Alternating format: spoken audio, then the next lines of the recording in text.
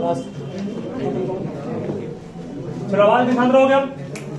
Hello शांत रहोगे।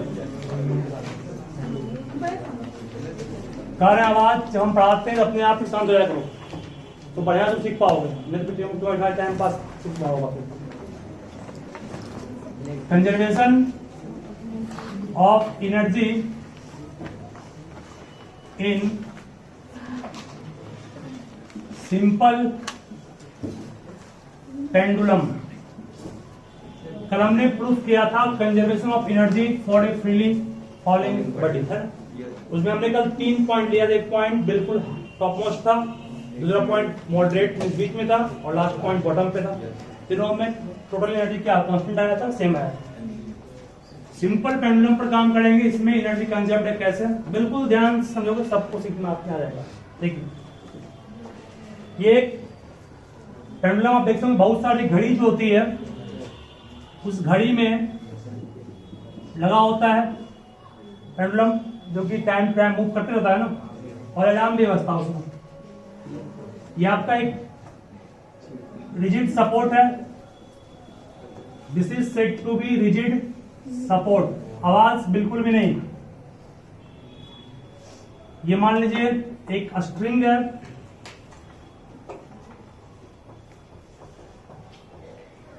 String से एक बॉल को हमने अटैच कर दिया।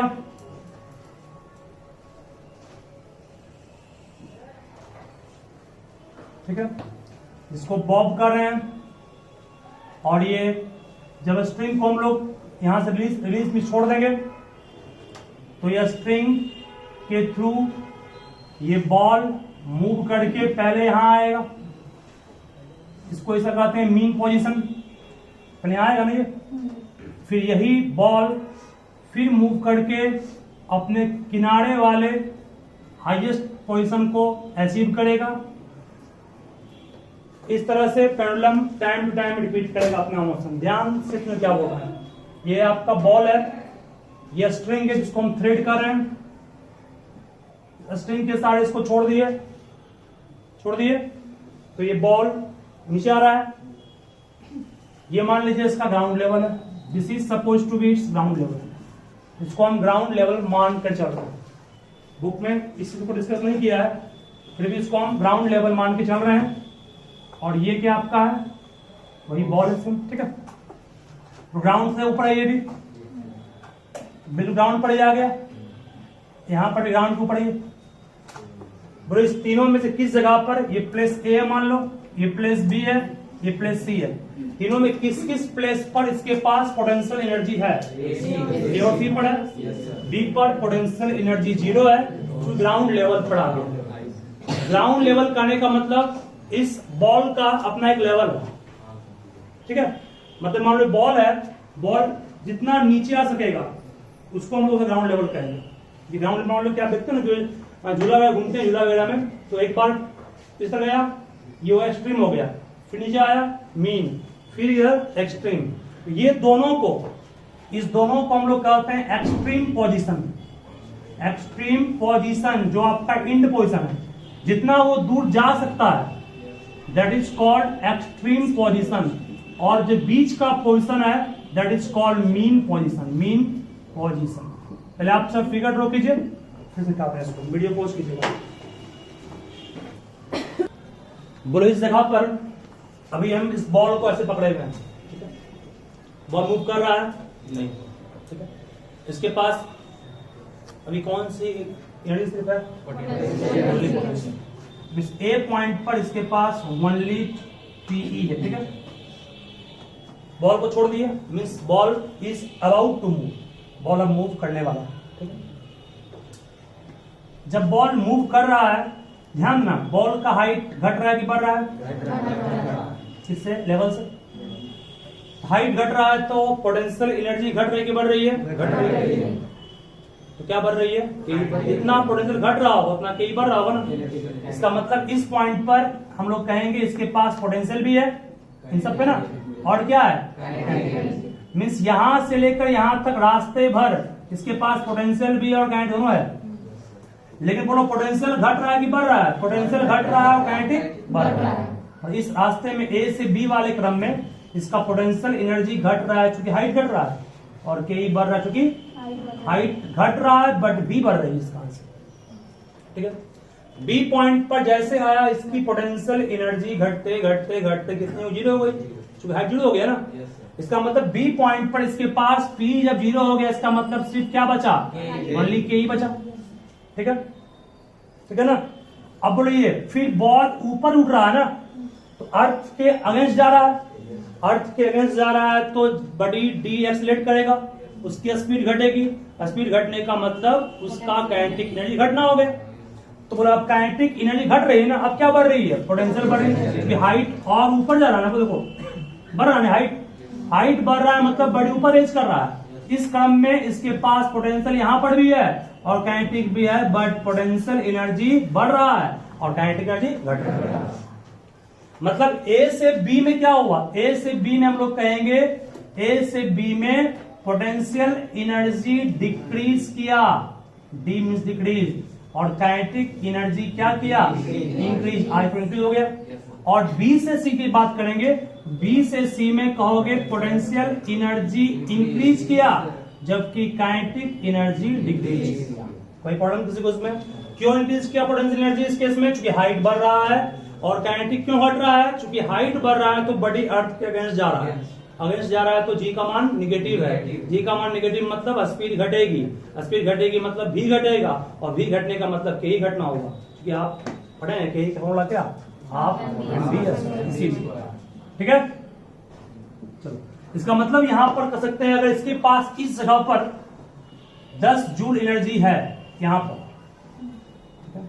इस जगह पर पी अगर मान लिया जाए 2 हुआ तो के कितना हो गया? 8। पी 3 हुआ तो के कितना हो गया? 7। पी अगर मान लो 4 हुआ तो के कितना हो गया? 6।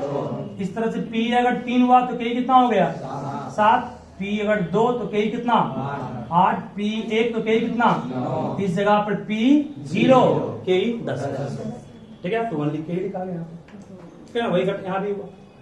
ठीक है, तो ए से बी गया, पहले ए से बी, फिर बी से सी।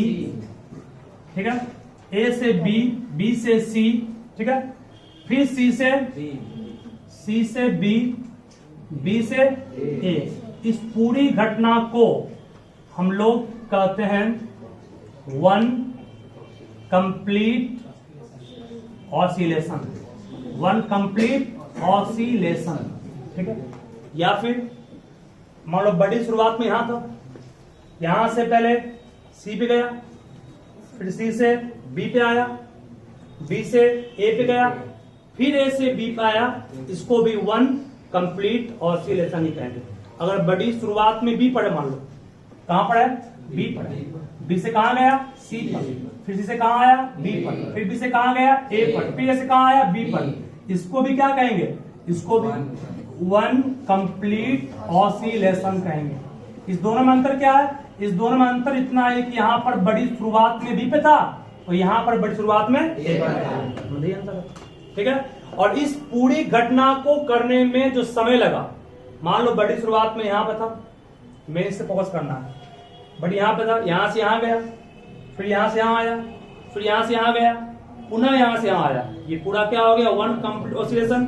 इसी को फिजिक्स में वन कंप्लीट वाइब्रेशन भी कहते हैं, लेकिन बड़ी वाले केस में वाइब्रेशन नहीं यूज करके आपको क्या यूज करना है? ऑसिलेशन। ठीक है, साउंड चैप्टर में जब जाओगे, साउंड में आपको पढ़ना है वाइब्रेशन, वहां यही सेम चीज को कहेंगे वाइब्रेशन, क्योंकि वहां पार्टिकल वाइब्रेट करके एनर्जी को पहुंचाता है हम लोग कान तक। ठीक है, तो यहाँ पर बी से सी, सी से बी, फिर बी से ए, फिर ए से बी, ये पूरा वन कंप्लीट वाइब्रेशन है या वन कंप्लीट ऑसिलेशन। तो वन कंप्लीट ऑसिलेशन करने में जो समय लगा, that is called time period. That means कहोगे sir time taken to complete this phenomena. To complete this phenomena मतलब one complete oscillation is called time period, is called time period. मतलब जो समय लगा एक बॉल को, एक पेंडुलम को बी से सी, सी से बी, फिर बी से ए और ए से बी आने में, that time is called time period. दिखाते किससे हैं? कैपिटल टी से। दिखाते किससे? कैपिटल टी से। एक बहुत इंपॉर्टेंट फॉर्मूला पढ़ा है आपको, जिसका यूज कंपटीशन एग्जाम में जरूर करता है, कोई आपसे पूछ सकता है। देखिए फॉर्मूला है टाइम पीरियड का, T इक्वल टू, टी का फॉर्मूला होता है 2 पाई, 2 यहां कांस्टेंट है, पाई कांस्टेंट है, under root L by G. यहां कहोगे सर ये एल क्या है? L is said to be the length of a string, धागा की लंबाई को एल कहते हैं। एल इस स्ट्रिंग की लंबाई है, ठीक है ना? स्ट्रिंग की लंबाई एल है। स्ट्रिंग की लंबाई घट बढ़ नहीं, वो सेम है। स्ट्रिंग घट यहां आ गया तो बड़ा हो गया, स्ट्रिंग छोटा हो गया, ऐसा नहीं है, स्ट्रिंग उतना ही है, ठीक है। जी क्या है? जी सब जानते हो, जी एक्सीलरेशन ड्यू टू ग्रेविटी है, जिसका मान 10 पड़े हो। एल को कहते हैं बाबू लेंथ ऑफ अ स्ट्रिंग। इस पर क्वेश्चन कैसे पूछता है आपके सामने अभी है। जी को कहते हैं एक्सीलरेशन ड्यू टू ग्रेविटी। एकदम बहुत बढ़िया क्वेश्चन बनेगा। मान लो एक घड़ी है, वो घड़ी पेंडुलम वाला घड़ी है, ठीक है। उस घड़ी को हमने अगर मान लो मून पर ले गया, ठीक है, मून पर ले गए, उसी घड़ी को मून पर ले गए तो क्वेश्चन ये पूछेगा आपसे, बताओ मून पर जब उस घड़ी को ले जाएंगे और उस घड़ी से टाइम को देखेंगे, टाइम जल्दी जल्दी बीतेगा या लेट से बीतेगा? सोच के बोलिएगा। लेट से होगा। जी पर मून पे जाओगे तो मून पर सुनोगे, मून पर लेंथ तो ही रहेगा। आदमी जाता है मून पर तो क्या आदमी लंबाई घट जाती है क्या? नहीं, बढ़ती है, नहीं, वही रहता है ना। इसका धागा की लंबाई वही रहेगा। 2 पाई तो मैथ का कांस्टेंट है, पाई का मान 22 के साथ पढ़े हैं, 2 कांस्टेंट है। बचा बेचारा है कि जी, और जी और टी के बीच संबंध कैसा है? इनवर्स का है ना? इनवर्स का नहीं है, इनवर्स का बिल्कुल है। इसका मतलब मून पर आप पढ़े भी हैं, जैसे जैसे ऊपर उठते हैं जी घटता है ना। मून तो अर्थ के ऊपर है ना, इसका मतलब जी घटेगा। जी घटेगा मून पर, जी का मान अर्थ के जी के मान के 1/14 होता है। पढ़े नहीं तुम लोग पढ़ लोगे। जी एट मून, मून पर जी का मान 1.63 मीटर पर सेकेंड स्क्वायर होता है बाबू। अर्थ पर पढ़े 10, और मून पे पढ़े मात्र 1.63, बहुत कम नहीं है? 1.63 बहुत कम है। 1.63 जो आपका होता है जी का मान मून पर, वो अर्थ से कम है ना। जब जी का मान कम गया तो टाइम पीरियड बढ़ गया। टाइम पीरियड बढ़ गया मतलब 1 घंटा बिताना बहुत मुश्किल है वहां, नहीं, क्योंकि टाइम बढ़ गया ना, है कि नहीं? इस टाइम पीरियड वहां पर आप घड़ी देखिएगा तो टाइम बीतने में बहुत टाइम लगेगा, ठीक है ना। मतलब वहां पर कहेंगे कि जो दिन यहाँ पर दिन रात 24 आवर का होता है, यहाँ की तुलना में वहां जाएंगे तो 24 घंटा बिताने में बहुत टाइम लगेगा। हम लोग किस घड़ी की बात कर रहे हैं? पेंडुलम की बात कर रहे हैं, ठीक है। इस घड़ी की बात नहीं कर रहे हैं हम, पेंडुलम वाले घड़ी की बात कर रहे हैं, ठीक है। याद रहेगा नहीं? क्या बोले? यही फॉर्मूला आपका हेल्प करेगा निकालने के लिए। इसके अलावा और भी क्वेश्चन बहुत सिंपल क्वेश्चन है। अर्थ पर आपको याद कीजिए, पढ़ाए थे हम, पहले नोट के मिटाना पड़ेगा इसको भी। सरफेस के जब भी ऊपर रेज करोगे, कोई आपसे पूछे अर्थ सरफेस के ऊपर रेज करेंगे तो टाइम पीरियड घटेगा बढ़ेगा?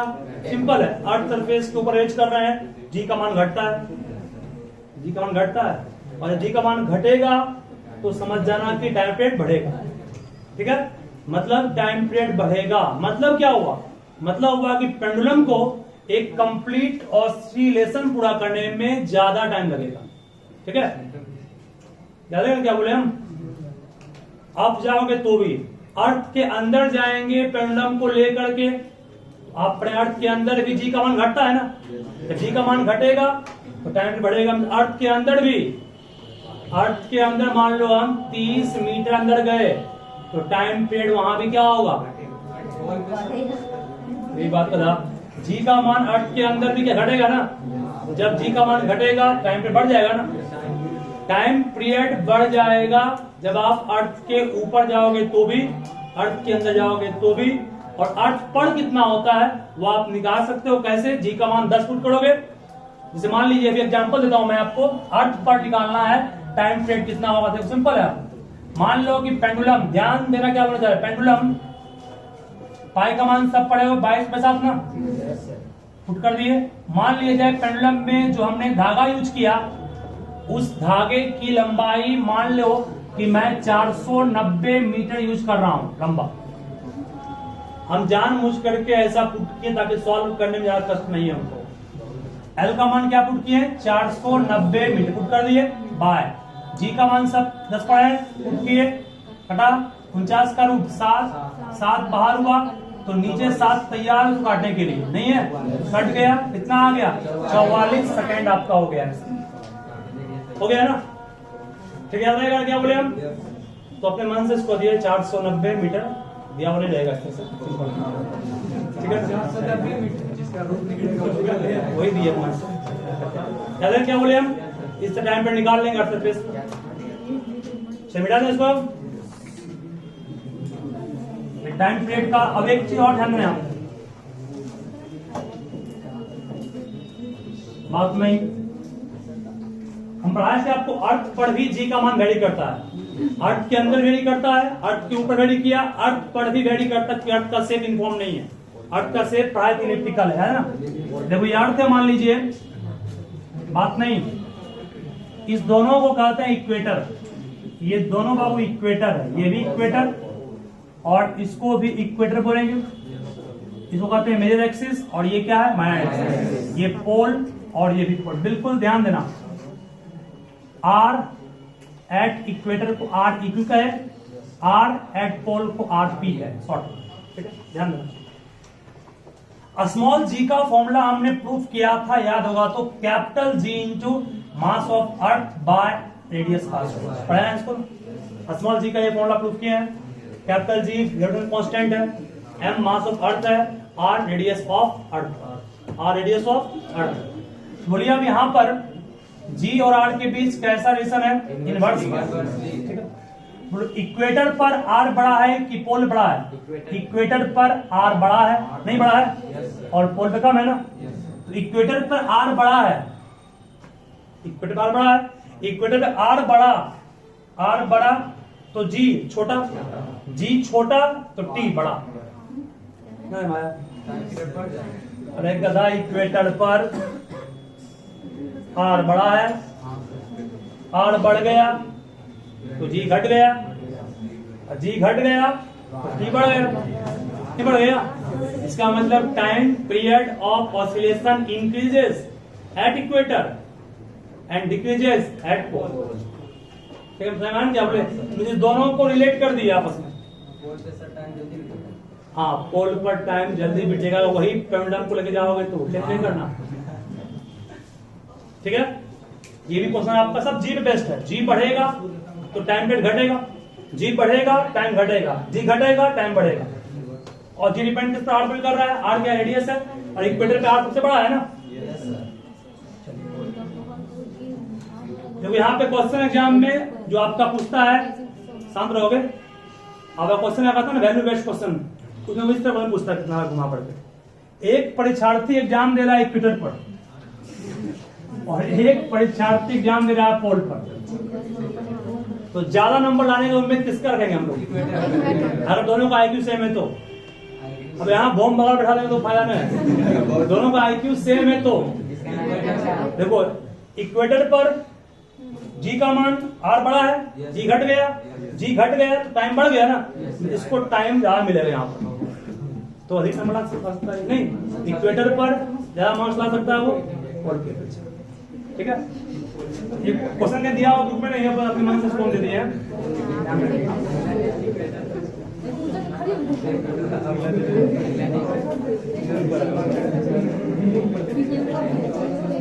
चलो आज ध्यान रहोगे,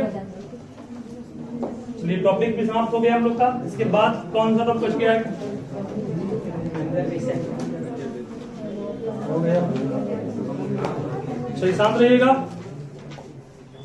एक आपको हम दे रहे हैं क्वेश्चन अच्छा है एनटीएससी का, वो भी है, तो एनटीएससी भागते कहा सब हो। हाँ हाँ, एनटीएससी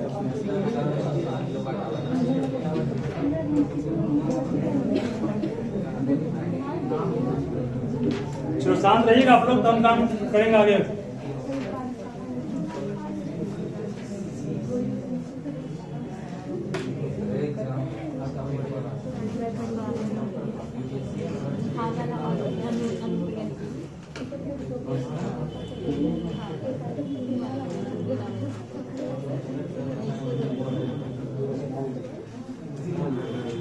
आपको कुछ दिन पहले याद होगा, हम शांत रहोगे, स्प्रिंग कांस्टेंट के बारे में पढ़ाया याद है? उसी पर बेस्ड एक क्वेश्चन है जो 2020 में क्वेश्चन आया हुआ एनटीएससी का। उम्मीद करता हूं सबसे बन जाएगा अगर उस दिन ध्यान से पढ़े होंगे तो। जिस दिन हम पढ़ाए थे, spring constant of a spring is K equal to 6 into 10 to the power 3 Newton per meter.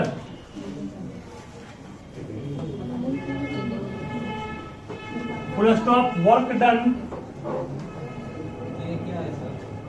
K constant है. To stretch it 10 to the power minus 2 meter is bring the length. से तुम पढ़ना भूल गया क्या? बाहर से आया है क्या? पुनिया कैसे पढ़ना भूल गया? भूल पे जाओगे बोलना भूल जाओगे।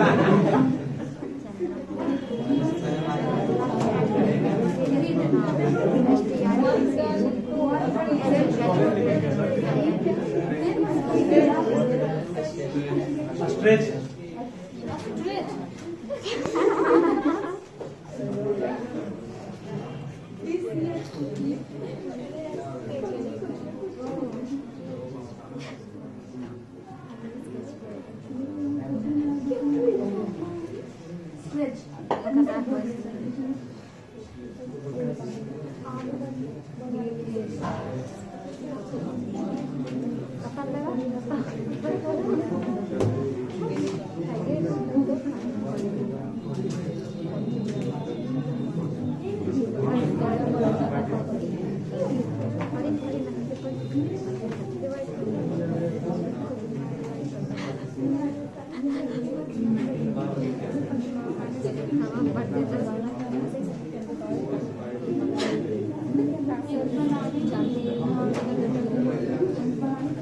बात नहीं समझ रहोगे। देखिए बहुत सिंपल क्वेश्चन ये है। सबसे पहले तो आपको पहचानना पड़ेगा कि यहाँ पर के क्या है। के को पहचानने कुछ खास नहीं बात, बस इसके यूनिट को पकड़ोगे।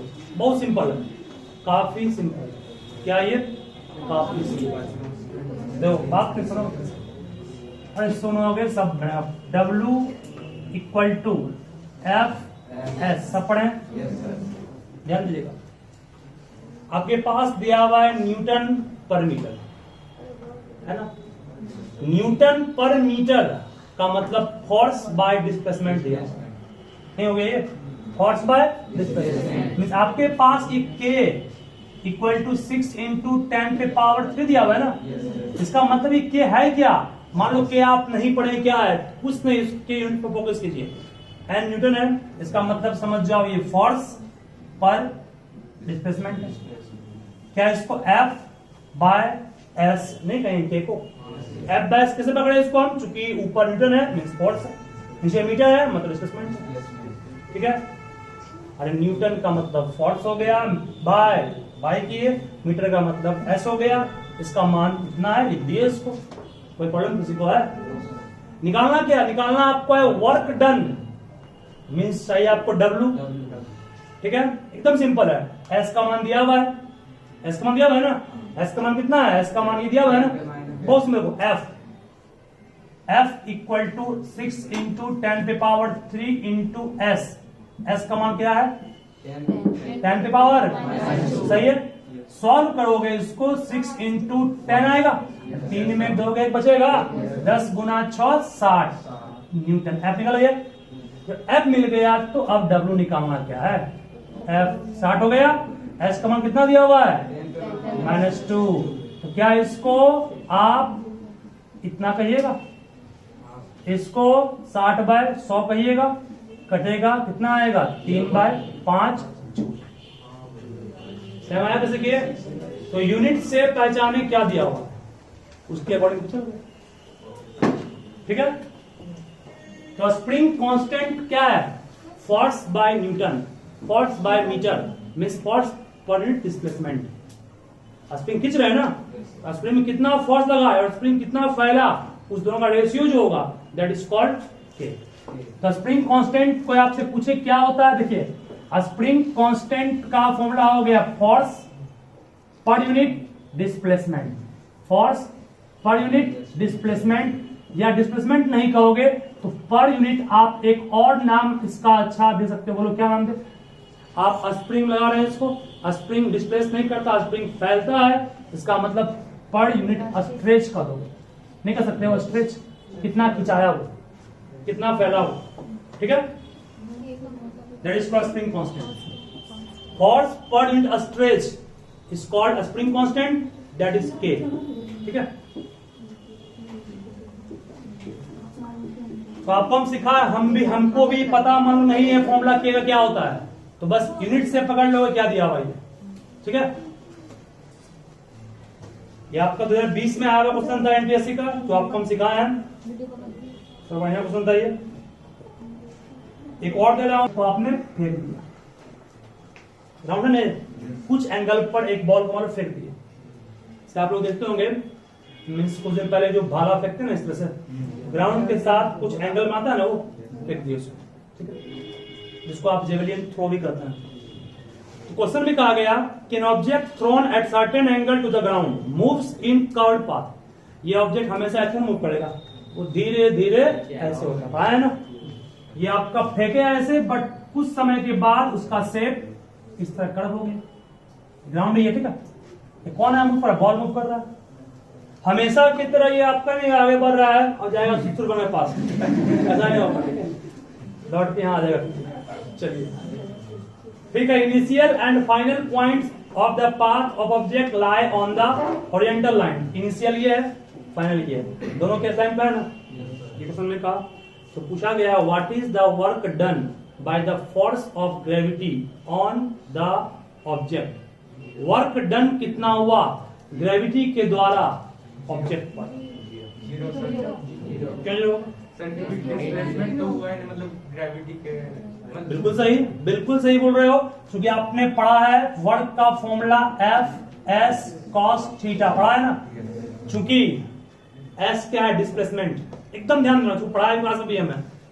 वर्तमान में बडी यहां है, बडी लौट करके यहीं पहुंच गया ना, इस दोनों के बीच डिस्प्लेसमेंट कुछ हुआ ग्रेविटी के अगेंस्ट, ग्राउंड पे हुआ है, ग्रेविटी के अगेंस्ट वही लेवल पे है ना, लेवल वही है, लेवल वही मतलब कि डिस्प्लेसमेंट। अगर मान लो ये बॉल यहां रहता, सपोज यहां रहता, तब ये होता नहीं होता, बॉल यहां होगा तब भी होता, बट बॉल यहां पहुंच गया, दैट मींस इस दोनों का लेवल 0 है ना, इसका मतलब जब डिस्प्लेसमेंट 0 है, 0 इंटू समथिंग, ठीक है। इस तरह का क्वेश्चन को ऐसे नहीं कि बस एस का मान लेगा, हाँ इतना परसेंट कवर कर गया इन्हें, ये तो हमारे कारण हुआ, ग्रेविटी कारण निकालना है ना, हम फेंके तब ना गया यहाँ पे, ठीक है, इसको ध्यान रखिएगा। हमको नहीं लगता कि अब एक भी न्यूमेरिकल में आपको प्रॉब्लम होना चाहिए इस चैप्टर का। प्रॉब्लम है? कहाँ प्रॉब्लम है? बोलिए।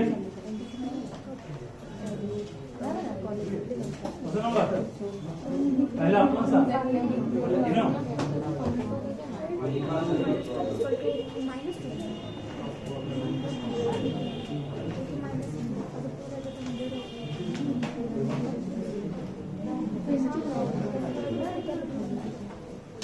या इसको चाहे तो आप एक तरह से और भी बना सकते थे, जो आते हैं, सुनोगे कैसे? ध्यान देना, यहां से यहां तक बड़ी अर्थ के अगेंस्ट गया, नहीं गया, नेगेटिव, यहां से यहां अर्थ के दिशा में आया पॉजिटिव, आधा माइनस आधा प्लस, जोड़ेंगे 0, तो भी सही था। चलिए बात नहीं, शांत रहोगे, शांत रहोगे तो हम पढ़ेंगे क्वेश्चन को। A motor car having weight 9 kg, 90 kg, 900 kg, ठीक है, moves up on incline rising 1 metre in 49 at the rate of 54 kmph. Find the power of engine is what? बहुत अच्छा क्वेश्चन है। ये मान ले लखीसराय का ये चढ़ने का स्थान है जहां से हम लोग ट्रेन पकड़ने चढ़ते हैं, नहीं आते हो प्लेटफॉर्म, प्लेटफॉर्म पे नहीं, स्टेशन के बाहर लगा हुआ नहीं, सर है, सड़क है, ये इंक्लाइन प्लेन है। इसका जो एक मोटर कार है वो उसी पे चढ़ा दिया, ऊपर चढ़ने के लिए दिया। देखो आंसर, इसका मास कितना है? 900 kg है। बात नहीं ध्यान रहिएगा। अप मीन्स ऊपर की ओर मूव कर रहा है, थोड़ा सा स्लिप करेगा, नीचे गिरेगा। राइजिंग 1 क्या? 1 मीटर है, किलोमीटर क्या है? 1 लिखा, 1 क्या है? मीटर कहां लिखा है यहाँ पर? 1 मीटर का डिस्टेंस वो कवर कर लिया, ठीक है, इस 1 मीटर का डिस्टेंस उस कार ने चल लिया, ठीक है। कितना स्पीड से रहा वो? 54 kmph से उसने अपने इंजन को स्टार्ट किया और चला हुआ। तो निकालना है पावर कितना है उस इंजन का। बहुत ही आसान सवाल, क्या है? बहुत ही आसान। कहोगे सर कैसे? देखो कैसे, पावर का फॉर्मूला क्या पड़े होगा? W/T पड़े हो सब, ठीक है। और यहाँ एक चीज और दिया हुआ था कि 1 मीटर चला है 49 क्या यहाँ पर है? सेकेंड 49 क्या लिखा है? 1 in 49, 1 मीटर इन 49 सेकेंड होगा। हाँ, 1 in 49 सेकेंड होगा, यानी कि 1 मीटर चला वो 49 सेकेंड। टाइम दिया हुआ है, शांत रहोगे, निकालना पावर इंजन का है। तो टाइम कितना हो गया? 49 सेकेंड। किसके अगेंस्ट गया वो? अर्थ के अगेंस्ट गया। फॉर्मूला क्या होगा? mgh होगा, ध्यान रखना, ध्यान देना। m मास कितना हो गया? 900, g का मान 9.8, 9 पॉइंट है तो क्यों लिए? 49 से कट जाएगा, 98 से लिए, ठीक है। h कितना गया वो? 1 मीटर, ठीक है। h 1 मीटर, लेकिन सही नहीं है।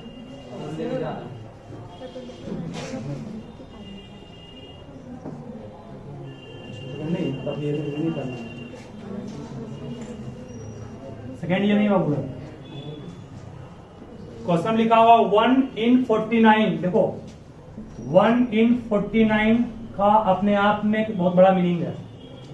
मीनिंग क्या है इस पर आप लोग गौर कीजिए, बहुत आसान सवाल नहीं, ये भी है। देखिए यहां से मान लो गिरा है परपेंडिकुलर, ये एंगल थीटा पड़े हो, सब पड़े हो, ध्यान देना, बहुत सिंपल है।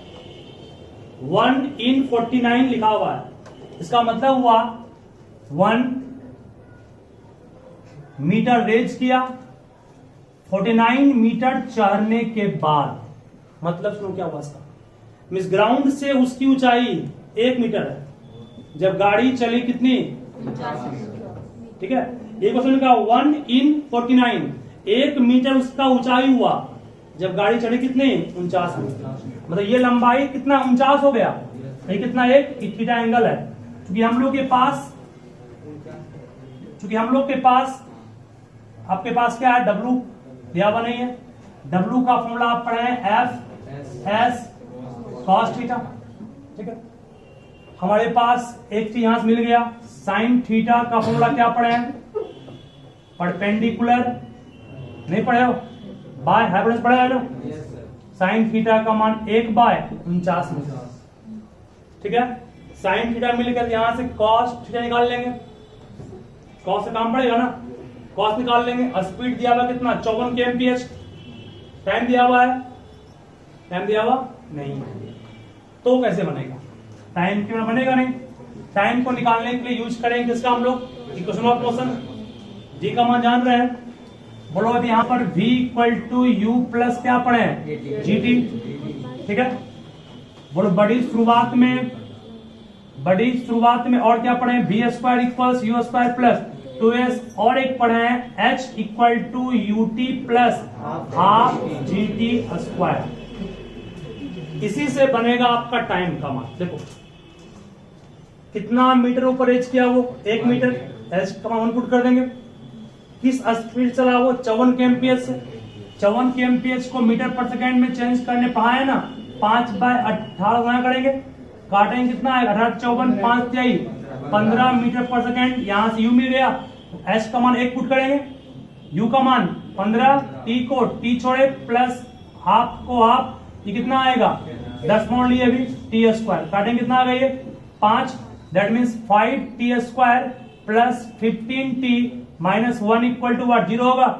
इसको फैक्टराइज करके क्या टी मिल जाएगा, इसको फैक्टराइज करके टी निकाल लेंगे क्या, ठीक है फैक्टर नहीं कर लोगे, फैक्टराइज करके टी निकाल लेंगे, टी निकाल कर यहां पुट कर देंगे, ठीक है, और ऊपर आप फॉर्मूला पढ़े हैं ना लगा देंगे, बन जाएगा, ठीक है। क्या हुआ नहीं सर, समय क्यों नहीं आया, यहाँ था 1/49 मतलब 1 मीटर रेज किया, कब जब 49 मीटर चला तो, ठीक है। ये परपेंडिकुलर है, ये हाइपोटेनस है, साइन थीटा फॉर्मूला क्या पढ़े हो, perpendicular by hypotenuse that means 1/49। Sine theta का मान मिल गया तो कॉस का मान निकल जाएगा, इससे कॉस का मान मिलेगा, पुट कर देंगे। और आप पढ़े हैं या एक और काम करो, इससे सिंपल है, m इंटू जी इंटू एच होगा। मास कितना है बॉडी का, मास 900, जी का मान 10 लिए है, 10 पुट कर दिए, एच कितना चला वो 1, टाइम का मान वहां निकालेंगे ना, पुट कर देंगे, जो आएगा काटते हुए आंसर हो जाएगा, ठीक है। ऐसे भी कर सकते हो।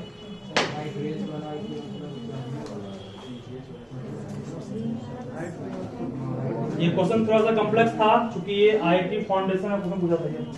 अब वो वाला क्वेश्चन सर पूछेगा।